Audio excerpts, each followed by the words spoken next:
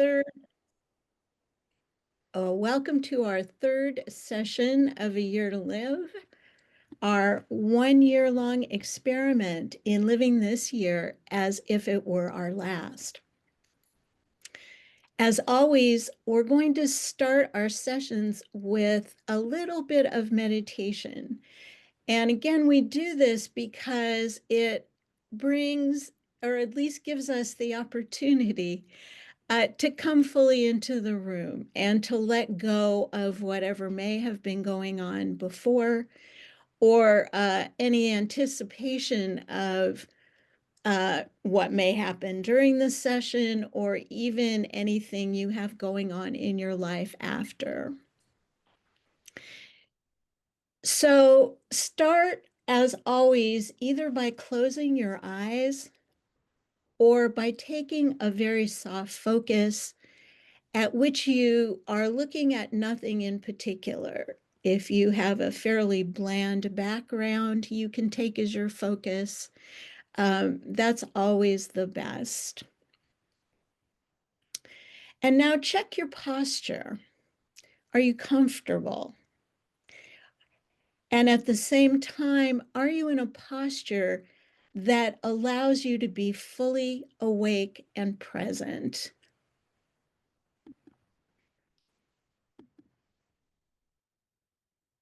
And once you find that balance, the balance between comfort and alertness, take 3 deep breaths. And with the first exhale, think, let go. With the second exhale, think, here, now. And with the third exhale, think, what's next?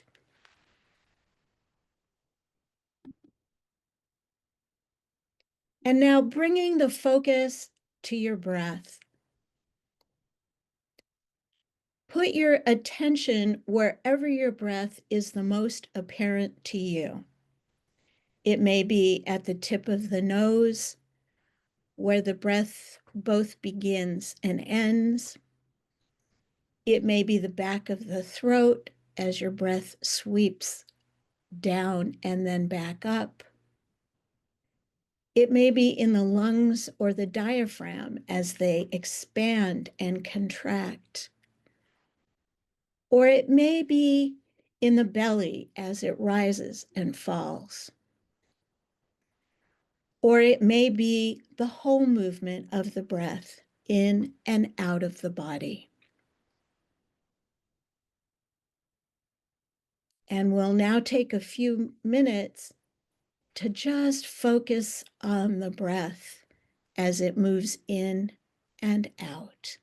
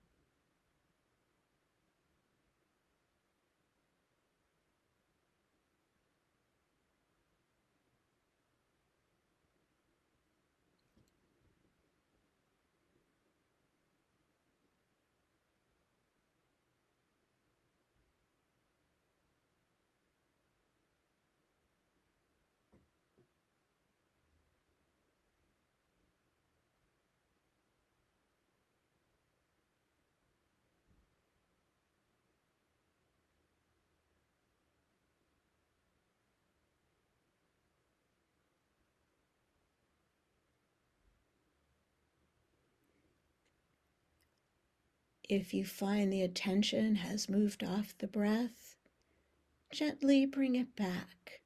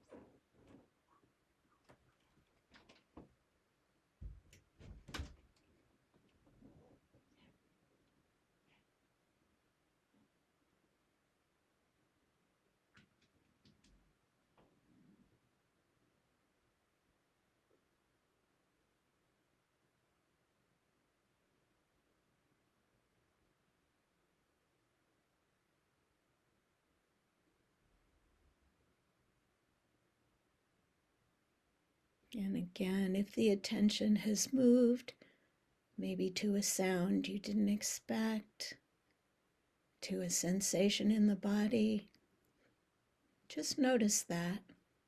And then, even with a smile, bring the attention back to the breath and begin again.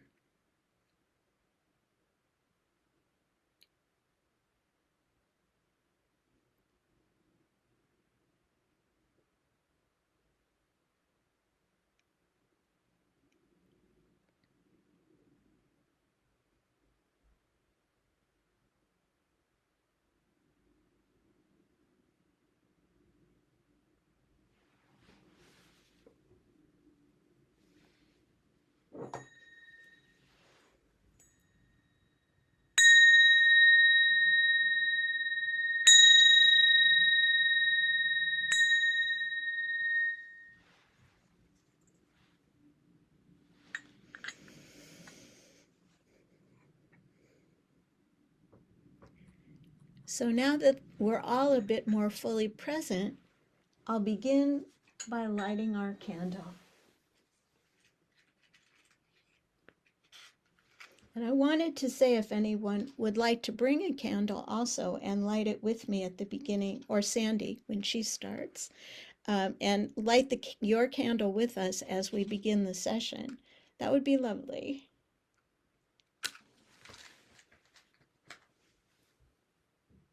And we light this candle to represent the wisdom in each of us and the wisdom in all of us.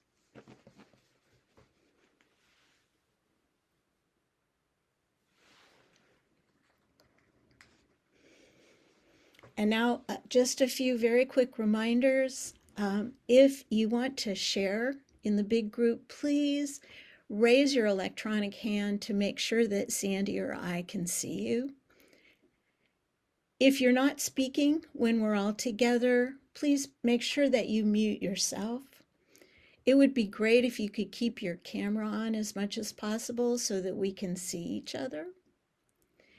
If your name on Zoom is something other than your name, please change it so we know to call on you by your name. And finally, our wonderful tech hosts, Georgiana and Brenda, are always happy to help. So please send them a chat directly to one of them if you're having any problems, technical problems. Here's the reading for our work together today. It's from Sri Swami Satchidananda. Death can come at any minute, in any way. We do not know what is in store tomorrow, or whether there is a tomorrow, or even a tonight. But still, we have the golden present. Now we are alive and kicking. What should we do now? Love all, serve all. Sandy. Hello, everybody.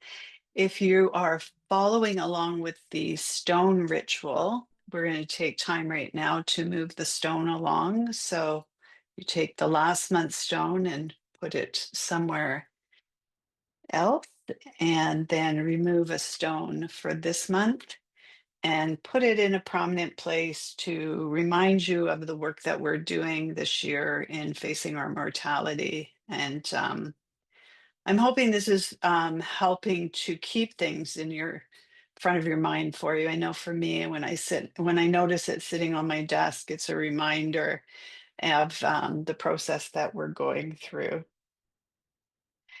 As usual, we like to start off with a check-in in our breakout groups. And as in our previous sessions, this slide provides suggestions of topics to cover.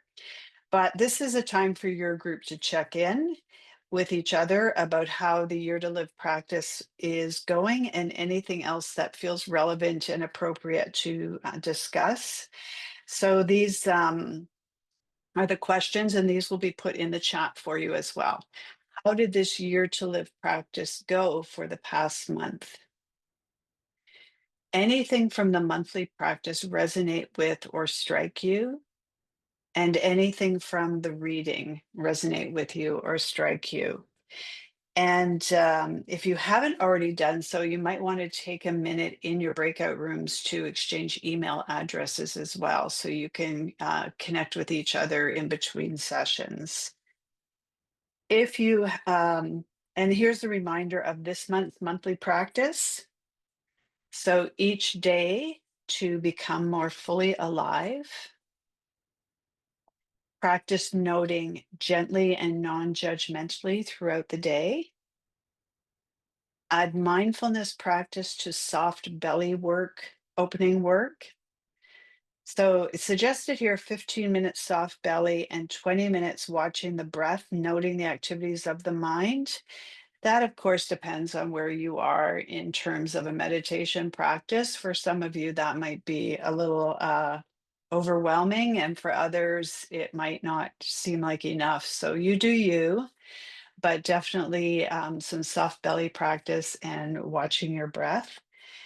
And then approach illness as an experiment in staying present, in opening your heart and your heart in hell. That's quite a statement there. I had to check my notes and make sure that was what it said, but that is what it says.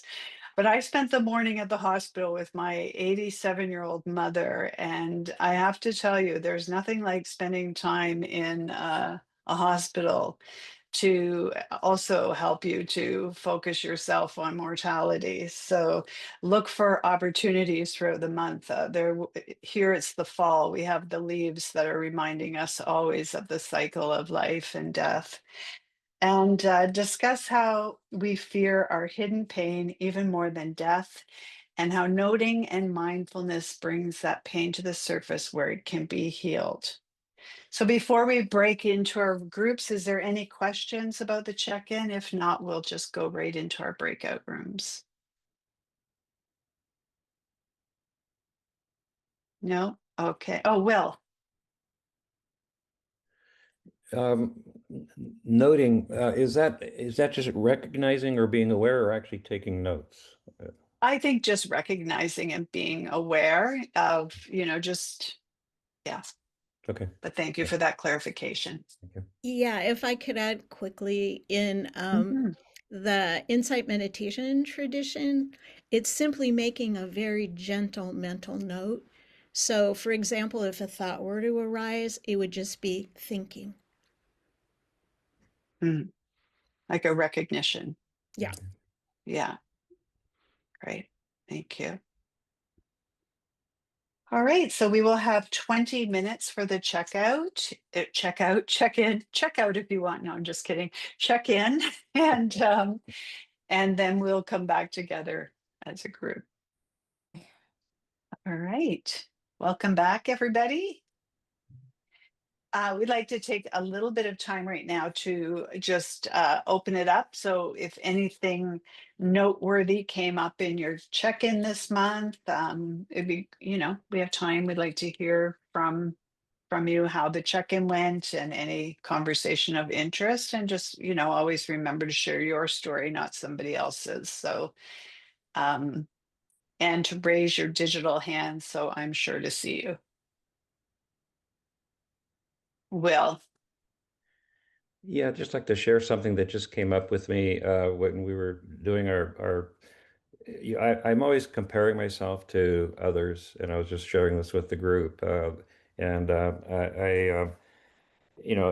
much to my detriment because I'm not as good as that person or whatever. And I was in physical therapy the other day, and the guy, was listening to me harp on about my physical issues. And the statement that he threw at me was, "Run your own race." Mm, Stop comparing yourself to everybody else and, trying to be like that guy or this guy or that woman, but run your own race. And I thought, wow. Anyway, I've spoken. thank you. And I've noted. So thank you. Anyone else? Yeah, but I can't find my hand. Oh, but we can see you. I can see you, Thank you. Erin. I couldn't find my hand. I can't find it at the bottom. Um, well, you spoke earlier and I wanted to almost pop in it then, but then it came out again for me. This chapter 8 in Stephen's book has really become my favorite. It's noticing, and it's like a labyrinth. You start with what you think you're feeling or got the brain, and if you pull on the thread and just keep going. And what I found in that process this month was two things. One, well, the main one was that I found that Stephen Levine and his wife Andrea have a absolutely beautiful soft belly meditation on YouTube. And it's with Andrea, for those of you who know her, with her really sweet self explaining why the belly, why soft, why any of this matters neurologically or anything. And then it's Stephen. Stephen doesn't meditate, in my experience, like anybody else. And he tells you he just shows you what it's like to show up as your frumpy, gumpy, tired, not able to be perfectly alert on your cushion kind of person. And he does the meditation, and it's really quite lovely. So I just wanted everyone to know that it's out there, and it really brings somehow his voice in this, and you can feel that they did all of this themselves, and therefore they're kind of with us on this road. Anyway, I want to just add that. Thank you. Thank you. And that would be great if we could get that link and share it with the group. So I'll make a note of that and could maybe put it in a future email for other people like me. I would love to see that. So thank you. Carol.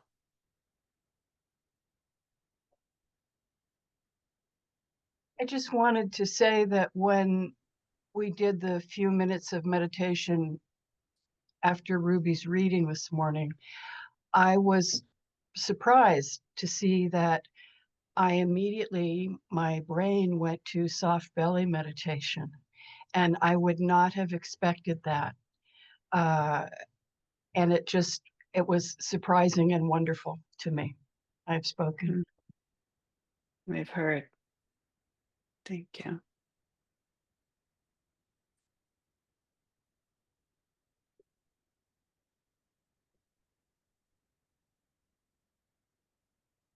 Anyone else?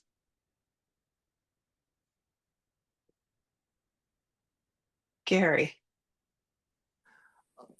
I noticed and heard it in one other person's voice, this tendency to want to avoid a sense of aversion.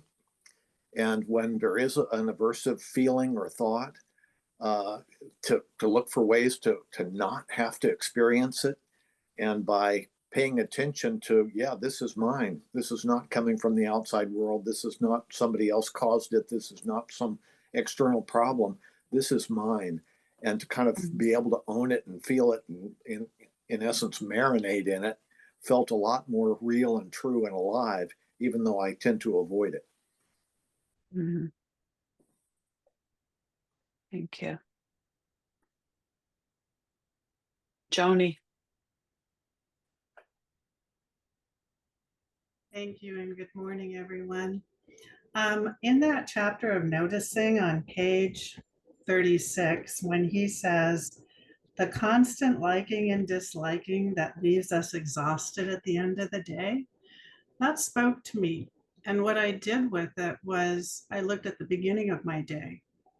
So that let me set up a different focus, different questions. I'll even say different parameters, how I wanted to live that day.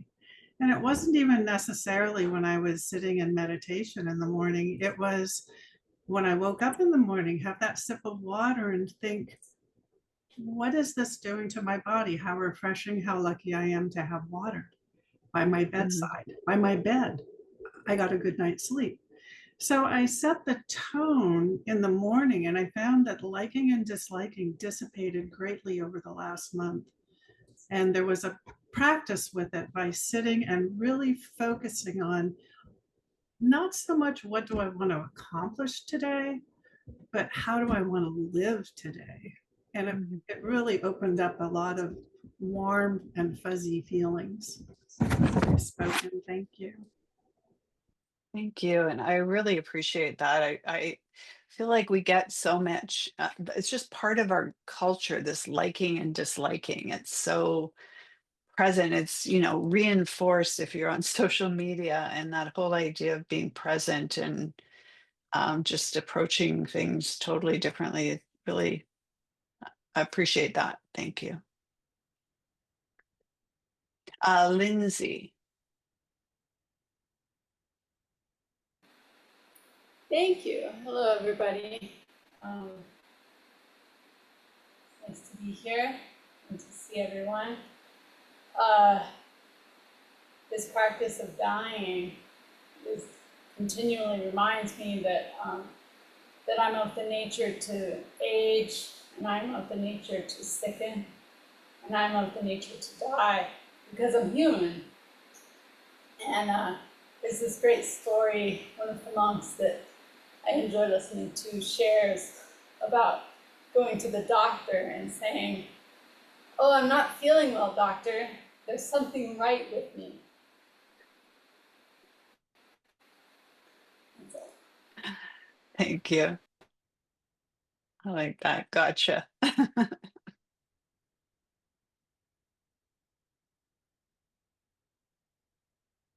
Anyone else before we move on?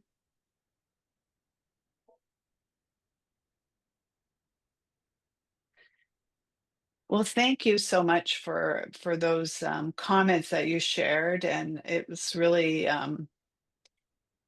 gave me a lot to think about, and I'm sure everyone else as well. So I'm gonna pass it over to Ruby now. Thank you, Sandy. Thank you, everyone, for your sharing. So today we're going to continue our focus on preparing for dying and for death. There are many ways to prepare for dying and for death. As Stephen Levine reminds us, the reason we want to do the work to prepare for death is that when we do, we intensify and fulfill our lives as we're living them. So, what do we each need to do at this point to prepare for our dying and for our death? What have we done already, and what's left for us to do? In other words, if you died tomorrow, would there be anything that you hadn't done that you wish you had? So we've identified three main areas that we all need to look at and perhaps work on in preparation for dying and for death. And you'll be talking about this in your breakout group, in your second breakout group today as well. And in the next few weeks, we'll be going into greater depth on each of these. Today is actually more of an overview. So the first area is the practical, those practical details as we think about both dying and about what will come in this area for others after we're dead. The second area is the relational. Is there anything that we need to clean up in terms of our relationships, or anything we need to initiate or perhaps end? And then finally, the spiritual aspect. And in that, we're going to be looking at what do we believe? What do we believe happens as we're dying? What do we believe about death on a spiritual level? And as I said, we'll be talking about each of these in turn. And please note that it's fine to disagree with us on which area something belongs in, or whether something even belongs in more than one area. And you may be able to identify other areas as well. Can anyone think of other areas that we may want to look at in talking about death and dying? And you are going to need to use your electronic hand because, well, there we go. Okay. Any major area that you can think of that we've left out? Or did we do such a great job that there's no other area to identify? Will? Well, I'm thinking that that physical being physically and mentally aware and conscious would be important as well. I've been going through a lot of pain issues this last month, and it's really kind of totally distracted me from the practices and being present. Although pain does make you present, but not in a good way. And so I'm thinking that perhaps paying attention to your physical well-being or mental well-being might be something that is very important too. Thank you. Yeah, or even learning how to work with pain, so that should pain arise in the course of the dying process, we've already worked with how to work with it. Yeah, Right. thank you. Thank you. Charlotta. Yes, this probably has something to do with several of the practical and spiritual and relational altogether. And what I think it is sort of like, what do you want to have done with your body after you go? Do you want to have it put in a shroud and back in the earth? Do you want to have it, burned up, or what is it what you want to have done with this body after you are not in it anymore, so to speak? Yeah, And I think that's something for me. I'm thinking about that a lot right now, thank and you. I've spoken. And we have heard. Yeah, we're actually going to spend a whole session talking about the varieties of possibilities for disposition of bodily remains. Gary.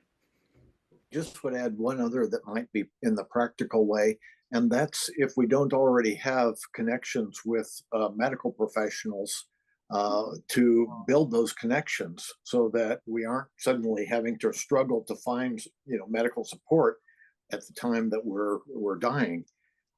And if we can build those trusted relationships beforehand, that's an important preparation. Yeah, thank you. Very That good. actually isn't something that it is covered in the materials that we've prepared. So it's definitely something that I think we want to look at. Thank you. Yeah, I mean, when is your first contact with a medical professional, do you want it to be the one where they tell you that you're going to die?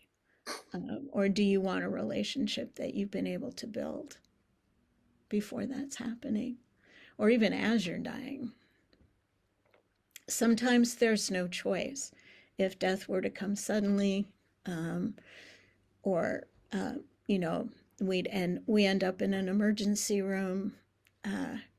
Sometimes we have no choice, but possibly to the extent that we have, what can we do about it? Carol.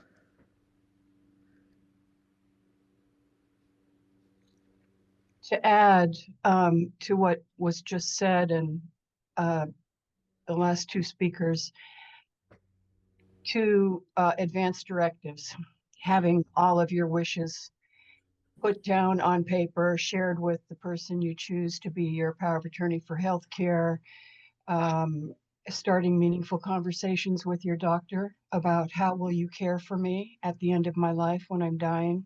How will you care for my family when I am dying? Making sure you're on the same page, that it's somebody who's willing to talk about these things. I've spoken. And we have heard. Thank you.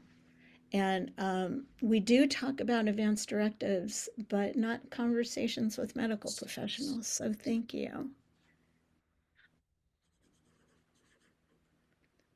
Okay. And you're also going to have an opportunity to talk about this in the next breakout room. Mhm. Sandy. Thank you. Yes, I just want to go over those three areas a little bit more with you, and we're going to be looking at them on slides. As we go through each of the slides, the practical, the relational, and the spiritual, if there's anything on in any of those areas that you think is missing, make a note. And after we've gone through all three of them, there'll be an opportunity for you to share that with the large group of anything you want to add in before we break out into our smaller groups again. So the first one is practical. So estate planning,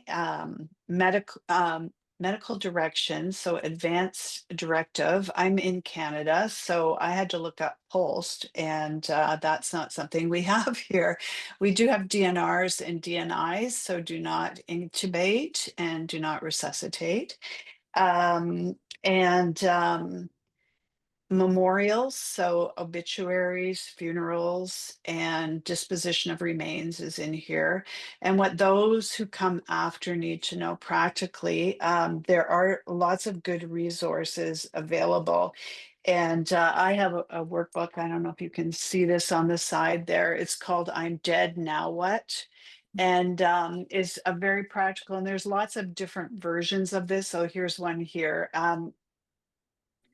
That you don't even need to buy one, you can make your own, but just have everything in one place is really helpful. And it just makes it easier. And I listened to a podcast this week, and I will share the link to that with you, but it was with Atul Gawande. I don't know if anybody here is familiar with his work. Yeah. And on it, the podcast was on mortality, medicine, and meaning. And one of the things that he said is to have, which I'm adding as my thing to add in here, Ruby. So everybody can have a chance to add something. But he suggested answering the question, what is the minimum quality of life you'd find acceptable? And I thought that was such a good guiding question for people, for me to say to people, like, if I'm not able to be at home or I'm not able to communicate, what, like, think of it from that perspective, I think is very helpful when we get to conversations, especially around advanced directives. So, um, and then the next slide is the relational areas.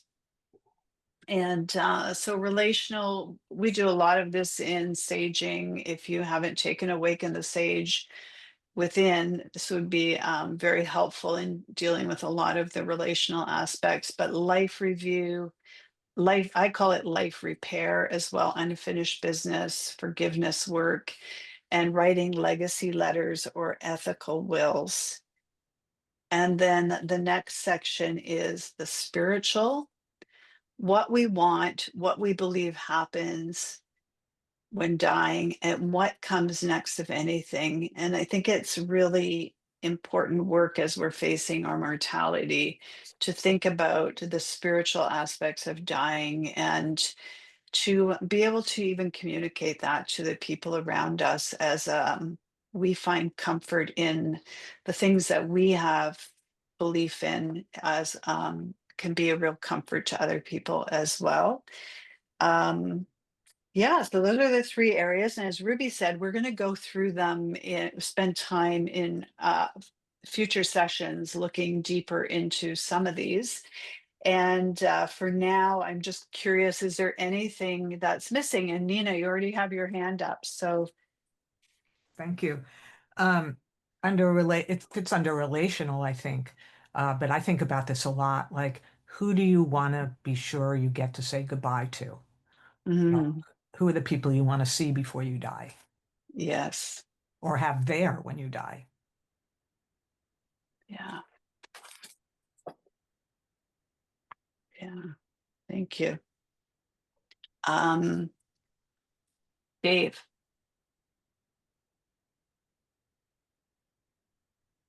Oh, mute. Dave, you're on mute. Sorry about that. It's okay. It's in the relational dimension. It's having conversations with those that are closest to you about your wishes and accepting the fact that their wishes might be different than yours. I might say, hey, just, throw me in the furnace or throw my ashes in the ocean. And that might not be something that someone I'm very close to could accept. And so discussions around that are very, very important, I have found, sooner than later. The closer one gets to the end, I think it becomes much more difficult and much more emotional, potentially around that. And so I have spoken. Mhm. Thank you. We have heard. Sue. Actually, Dave just took my suggestion because indeed I found I was saying to my daughters, do you want to see me before I'm cremated? Thinking if I died across the country. And they surprised me and they said yes. And I said, really? Now we need to revisit. I believe that those conversations have to also keep reoccurring because we all keep changing as we get closer to this time and the circumstances. So thank you, Dave. Yeah. Thank you. Thank you both. Thank you, Sue. Carol. I just wanted to add another do not under the practical is do not hospitalize. It's a DNH that is letting your medical people, your family know, nope, don't put me in the hospital. Keep me comfortable, comfort measures only. That's what I want. I have spoken. We have heard. Thank you. Gary. One thing that we've probably all heard about, but I doubt that many of us have done so far, is all of the online stuff, all of the passwords, all of the photos, all of the blogs, all of that internet legacy or clutter that's left, how we want that to passed on or disposed of or handled. I've spoken. Yeah. We've heard. Thank you.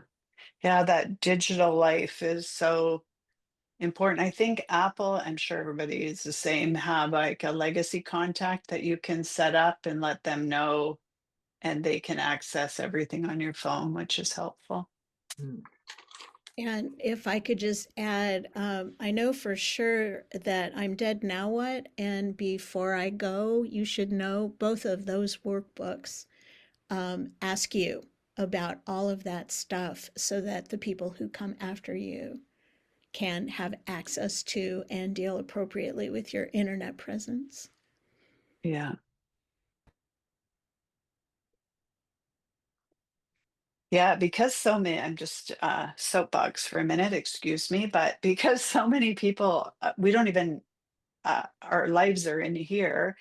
My brother-in-law's brother died very suddenly and young in his 60s, and nobody had his passwords for anything. So none, they couldn't get into his laptop, into like even just his password to open the screen to anything. And it was very hard to know who to know, all of it. So I think just it's something unique to our time, but so critical. Yeah, thank you. Anyone else before we you go into your breakout rooms to go into this conversation? Looks like Eileen has her hand up. Yeah, thank you. Okay.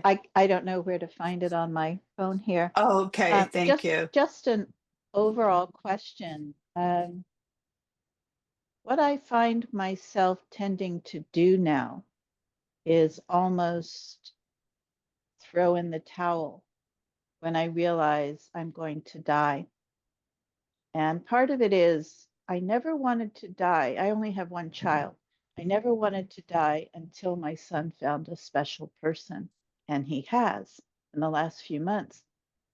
And now I'm thinking, okay, now I can die.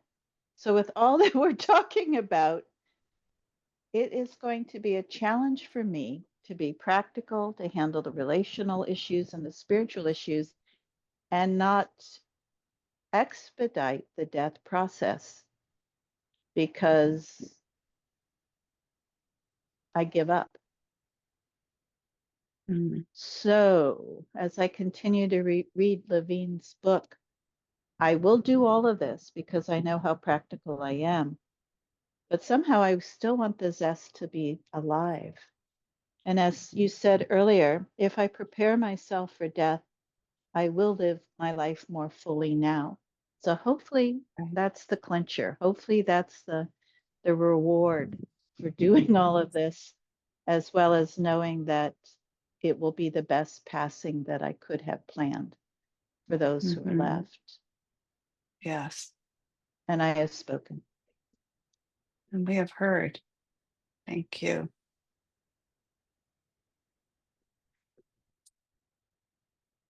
So we are going to go into breakout groups now, and you have time to begin the conversation and to give some consideration to what you have left to do, and to think about doing it in the next 8.5, 9 months, and to prepare for death and dying.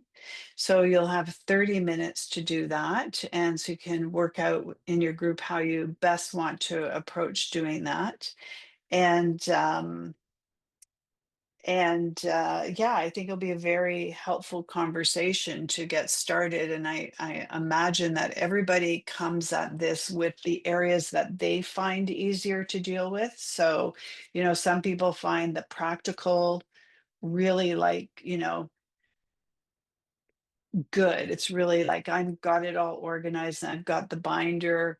But the spiritual questions I've never really thought about. And other people, the spiritual is their jam. That's where they've spent a lot of time thinking. So you might find that in your group conversation that, each person in the group has a different area where they feel most comfortable and most drawn to, and just even to get curious about that, and what is it about something else that you're holding back. So um, enjoy the conversation. I wish I could be in each group. And Ruby, you have something to add? We've been sitting for a while, so I was going to suggest that maybe, and we're also kind of ahead of schedule. Great. So I was going to suggest that we take a bio break before we go into our breakout rooms. So maybe open the breakout rooms in about 5 or 7 minutes. That's great.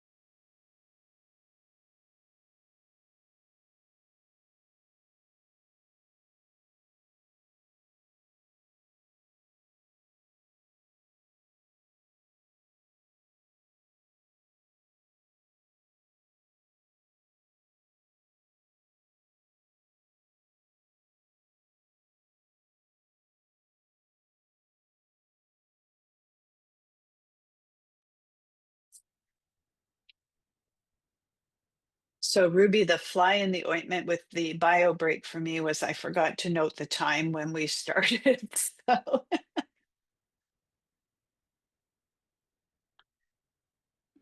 It's just It's about been, 7 minutes now. yeah, it's great, been about 6 minutes. good. You let me know when you want me to put them into open the rooms. Let's see, we have almost everybody back. If you're back, could you turn on your camera? Thank you. Okay, so it looks like we have one person who may not be back yet. Two people who aren't back yet. One person who's not back yet. Oh, okay. Brenda, if you could open Everybody's the back. rooms now. Thank you.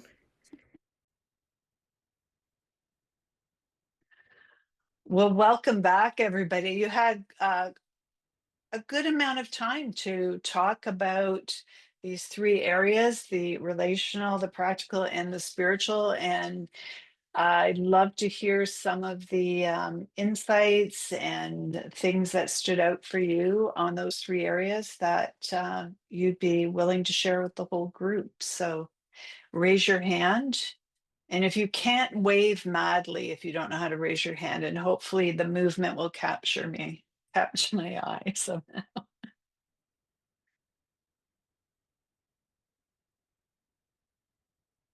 anyone?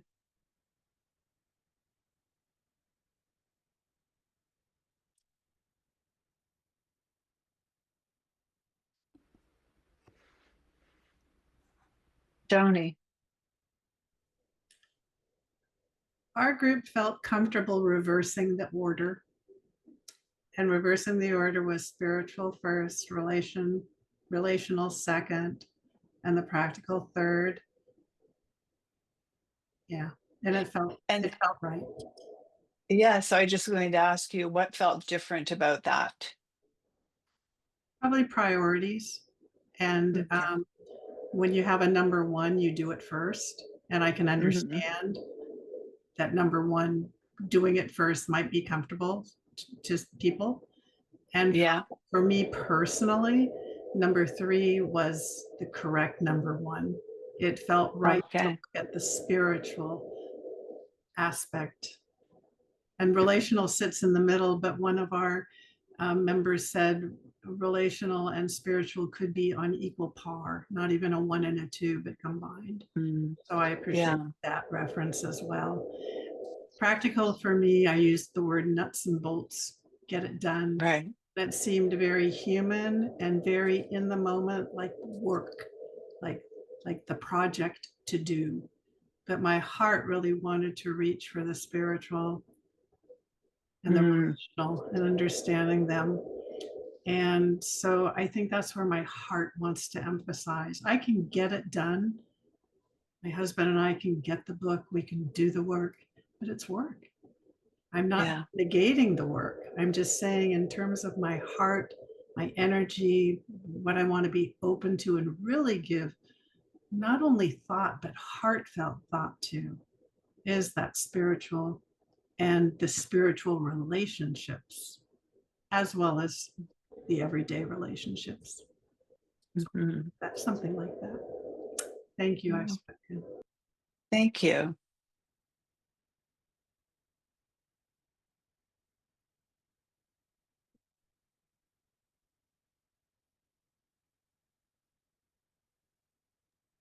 What would be included in the spiritual aspect of this work? What items or what things, what thoughts? Does anybody want to answer that? If I could just speak a little bit to it. Sure. We kind of look at our right now, the anticipation is we're looking at two things. One is on a spiritual level, what our beliefs are about what is happening as we're dying. And then what our beliefs are about what happens both at death at the time when there is no longer life in the body, and after death. So, for example, do we believe that there is a form of consciousness that is essentially us that remains, that goes somewhere? So it really has to do with looking at what our beliefs are.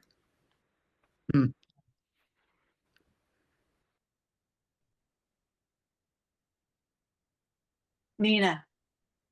Something that Joni said ignited this thought in me, and I think it does relate a little bit to what we were just talking about. But she was talking about spiritual relationships, and I suddenly thought, oh, my relationship with myself. I think that is a really important part of all, it spans relationships and the spiritual relationship with myself, and it put into context a lot of what I've been doing since I started this, which is working on myself and trying to look at happiness and what brings the most happiness and peace into my life and those kinds of things. That's working with the relationship with myself. And I think it's really important to call that out because you want to die with being in harmony in a relationship with yourself. Yes. Thank you. And I understand the word spirituality is hard to define as well. So it's something that I've thought a lot about, because we talk a lot about spirituality and aging in the conscious aging circle, and spirituality can mean different things to different people. And I just looked up a definition of it. I'm going to just pop it in here. Maybe it will help as you're thinking about the spiritual side of things. And it was something that I got from a book called The Spirituality of Age. And I made a note of it. And it says Anthony de Mello's vision of spirituality has helped us frame the questions for our own inquiry, that spirituality is waking up, getting rid of illusions, never being at the mercy of any event, thing, or person, and discovering the diamond mine inside yourself. We believe that his framework goes beyond any one religion to embrace the essence of a universal progression. And it goes on a little bit, but I really think it's, as we're talking about spirituality, maybe to define it a little bit, but I like that idea of when we're thinking about mortality and spirituality, that idea of getting rid of illusions and waking up and not being at the mercy of the experience that's happening to us, of whatever it is that diagnosis is. So I don't know if anyone has, we have a few people here with Debbie. I like the definition that we use in staging of spiritual, and Nina knows this, of course. It's a relationship to self, which she spoke about, others, which we often think about. And then it goes on to say nature, past, present, and future, and also whatever it is that you consider to be greater than yourself. And I find that really helpful because for me, that relationship with nature is really important. It's a very important part of my spirituality. And so anyway, I just wanted to bring that up because lots of times we forget that our relationship to nature is not just physical, it's also spiritual. So I like that, really the expansiveness of that definition. And Yeah. I have spoken. And we have heard. Thank you. And Charlotta. Yeah, in my work with dying patients, and I have never found that there is just one way or two way or three ways. There is only your own way. There's only my own way. And I think, just to being open to, there are many different ways how to do this and many different opinions, and to really have an open heart and an open way of thinking about it. It's only your way what's important. Yes. And I've spoken. And we have heard. Thank you. Dave. Yeah, one of the things my grandmother, she taught me a lot. She was always around. I grew up in a multi-generational home. And she would describe it to me as you have to be comfortable in your own skin. And that, Charlotte, you reminded me of that in what you said. It's a matter of being comfortable and loving yourself. Because if we go through life loving ourselves, and we're going to move on loving ourselves as well. And I've spoken. Mm-hmm. And we have heard.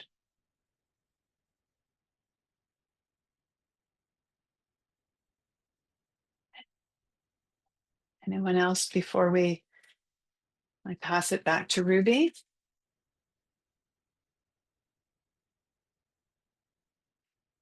Well, thank you. This has been a very rich conversation. And if it's reflective of what you spoke about in your breakout groups, I think you probably going away with your head feeling in your heart feeling quite full today. I'm going to pass it over to Ruby to bring things to a close. And I also want to remind you, after Ruby does that, we'll have a couple of announcements from Saging International about some upcoming programs. So you don't need to rush away unless you need to rush away. So, Ruby.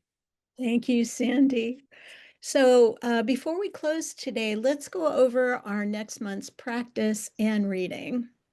So for the fourth month, practice the dying meditation. And you can find that in the book. And just to note that we will have a guided death meditation at our second to last meeting in June. And then, excuse me, watch the fear of pain, the fear of non-being, the fear of Judgment Day, and deepen the discussion about dying, death, and what might come afterward. And as we said, we're going to be talking more about this. Share how this process is going. How is it for you? To know that you're in your fourth month of your year to live. And finally, wake each morning as if it were your last day on earth. So our next meeting is October 15th, and the reading will be chapters 10, 11, and 12. And as always, we'll be sending out the recording of today's session, the reading I did to open, and the practices and reading for next month. And you should receive that email from Rosemary sometime in the next week.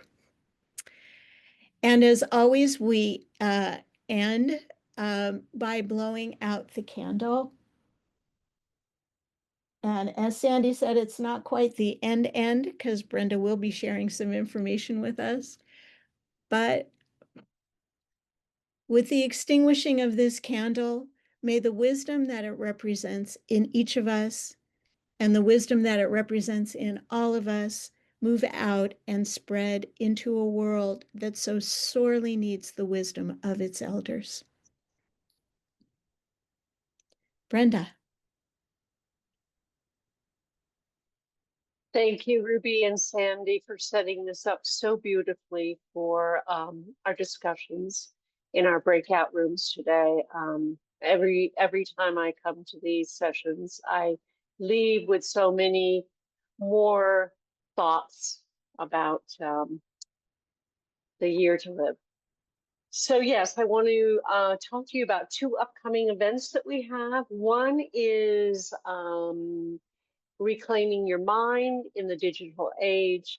And it's September 30th, and it's Brian Lewis that's doing it. And I don't know a whole lot about Brian, but I do know that it sounds very intriguing to me, given what's happening in our digital age right now and how we're being so overwhelmed with technology. So check that out. It's a one-off. And the other one is an intro to contemplative photography, a new way of taking photographs and a new way of seeing. And this is with David Dupper, and I actually know him well. I've taken a few workshops from him. He's excellent. He's just a master teacher. And this isn't just about the technology of taking photos. This is about seeing, a new way of seeing. His training is very much in mindfulness. and being able to see the image and things that we don't necessarily see on a normal basis, kind of like an artist being able to see, the leaves and the trees and whatever, and paying more attention to those kind of aspects of it. So I have talked to somebody who's taken this workshop, and she said it was really fantastic. So highly recommend those two workshops. That second one is September 24th. So that's coming up pretty soon. So you can check out the Saging International newsletter on the site and get a little more information about each one of these.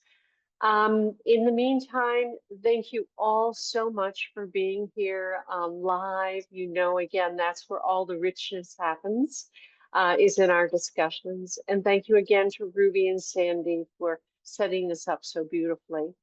We look forward to seeing you October 15th.